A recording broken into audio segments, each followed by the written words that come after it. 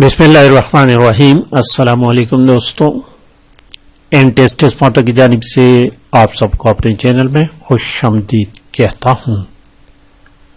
दोस्तों, हमने class 4 Urdu solve करने का जो सिलसिला शुरू किया है, उसी सिलसिले में पार्ट नंबर 4 अपलोड कर लेते हैं। 3 पार्ट्स ऑलरेडी हो चुके हैं और ये सिलसिला इंशाअल्लाह ताला क्लास 8 तक जाएगा और इसमें उर्दू ग्रामर सीखने का आपको एक बेहतरीन मौका मिलेगा। अगर आप पूरी सीरीज क्लास 4 से लेकर 10 तक अच्छी तरह से वॉच करेंगे तो उर्दू ग्रामर पर आपको मुकम्मल अबूर हासिल हो जाएगा। याद रखिए, क्योंकि इन बुक्स में बहुत अच्छी तरीके से ग्रामर को सिखाया गया है। तो आज का पार्ट शुरू करते हैं, पार्ट नंबर 4। देखिए दोस्तों, आज मश्क नंबर 10 से शुरू करते हैं। इससे मुश्किल अल्फाज और उसके मानी है वबा, ऐसी बीमारी जो एक दूसरे को फैलती है, मुतअद्दी बीमारी कहते हैं इसको। सुनसान, वीरान, गैर आबाद जगह। मास्क तो हम जानते हैं, लपेट में आना, पंस जाना। आपत मुसीबत को कहते हैं रजाकार। रजाकार जो बिला मुआविजा काम करते हैं, वो वॉलंटियर उसको इंग्लिश में कहते हैं। तल धरने की जगह न रहना। तिल दहने की जगह बिल्कुल जगह न रहना, बहुत ज्यादा भीड़ होना, बहुत ज्यादा रश होना। सैनिटाइजर, ऐसी दवाई जो हाथ पर मलकर जरासीम से बचते थे।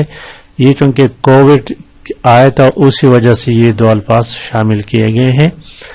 जलजला, जमीन का हिलना। सैलाब, पानी का बड़ा रेला। लाचार, मजबूर। इसमें कोई ऐसा लफ्ज नहीं जो कि मुश्किल हो, तो इसका पेपर में आने के बहुत कम चांस होते हैं। अब यहां देखिए, ये इंतहाई अहम सबक है। इस फिक्र को आपने जरा गौर से देखना है। जो दर्जा दिए गए नंबर 1 को देखिए। जमील कहता है मैं इस्लामाबाद जाऊंगा। इसमें मैं, ये क्या है? आबिद बहुत नेक है और वो बुजुर्गों का अदब करती। आबदा की बात है, आबदा तो करती है। यहां वो का लफ्ज देके। तुमने ठीक किया, काम किया। यहां पर तुम, मैं, वो और तुम, ये क्या है? ये प्रोनाउंस हैं। वो अल्फाज जो इसम की जगह इस्तेमाल होते हैं तो उसको जमीर कहते हैं उर्दू में, और इंग्लिश में उसको प्रोनाउन कहते हैं। प्रोनाउंस के बहुत सारे अकसाम हैं। यहां पर जो अल्फाज इस्तेमाल है, जो प्रोनाउन जो है मैं, तुम और वो। आप अगर इंग्लिश में persons, first person, second person और थर्ड पर्सन, आई, यू और ही एंड शी, इनको जमीरी पाइली कहते हैं उर्दू में। ये 3 ही होते हैं, ठीक है। पर्सन भी 3 है, मैं, तुम और वो। तो ये चीजें क्या है? वैसे तो ये प्रोनाउंस है, लेकिन उसमें फिर उसके अकसाम में जमीर पाइली है। इन चीजों को आपने याद रखना है। मैं, वो और तुम, आई, ही, शी एंड यू। नेक्स्ट चलते हैं दोस्तों, अल्फाज के मानी है। बिसात, ताकत को कहते हैं। हैसियत, गुरूर, तकब्बुर, शुऊर, अकल। आन, बान, शान, शौकत, हिकमत, दनाई, हुनर, कमाल। इसमें भी कोई मुश्किल नहीं है। अब इन फिक्रों को पढ़ लो। ये भी इंतहाई आम फिक्र है, ग्रामर की बात है। आप क्या काम करते हैं? व्हाट आर यू डूइंग, ठीक है। व्हाट्स योर प्रोफेशनल, जो भी है आप क्या काम करते हैं, आपका पेशा क्या है। आपका स्कूल कहाँ है? उस घर में कौन रहता है? अब इंग्लिश में तो ये इजी है, ठीक, कि सवालिया जुमले हैं, लेकिन इसको उर्दू में क्या कहते हैं, ये बात याद रखनी है। अल्फाज मुश्किल, लेकिन पहचान इसके थोड़ा सा, अगर उस लफ्ज को बंदा देखे तो अगर उसको पता है तो ठीक, नहीं तो बंदा परेशान हो जाता है।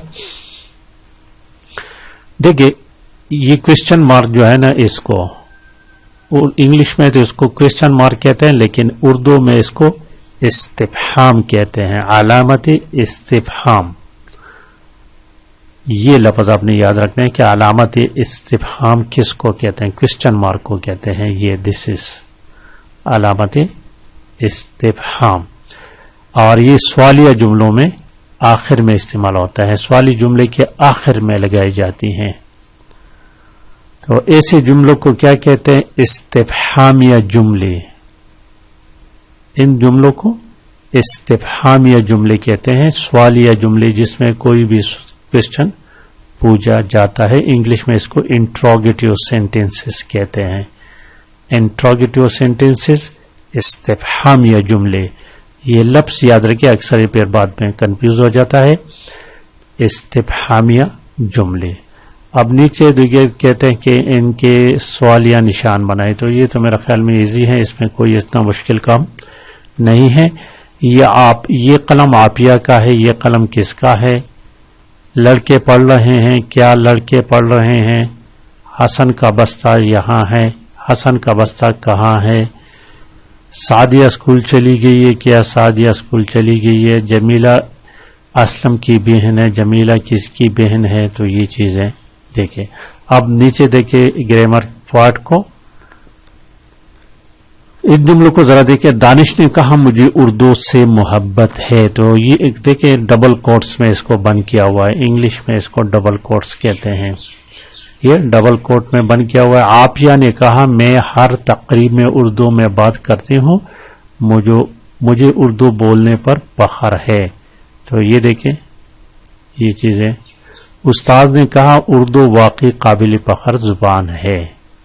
تو یہاں پر جو بند کیے گئے ہیں ان چیزوں کو کیا کہتے ہیں؟ یہ اب یاد رکھنے کی بات ہے. یہ والا تو اس کو اردو میں واوین کہتے ہیں.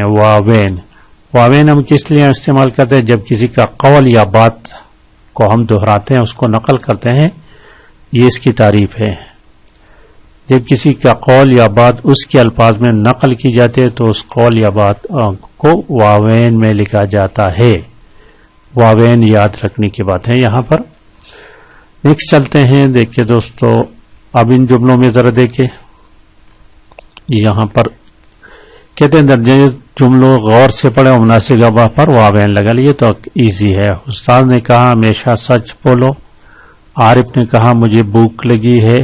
خالد نے کہا میرے والد ڈاکٹر ہیں. دادا جان نے بتایا ہمیں اپنے وطن کی حفاظت کرنی چاہیے. بات ایزی تھی.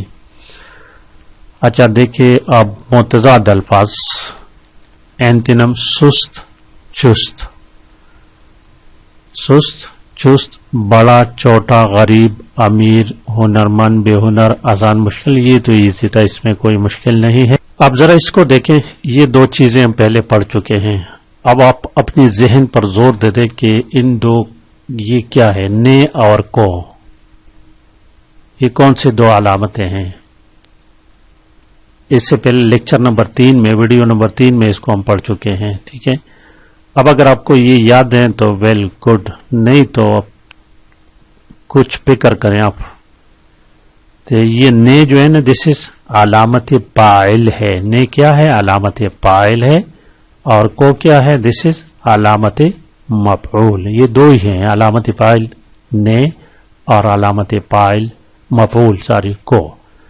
تو دیکھیں اس میں نیچے دکنا، راشد نے بلی کو دودھ پلایا. پھر بھی بلی نے شرارت کی. بلی نے طوطے کے بچے کو اٹھایا. راشد نے بلی کو غور کر دے کہ باقی ایزی ہے، اس میں کوئی اتنا مشکل نہیں ہے. لیکن یہاں پر پہچاننا ہے کہ یہ دونوں کیا ہے، نے اور کو. نے جو ہے علامت فاعل ہے اور کو جو ہے علامت مفعول ہے.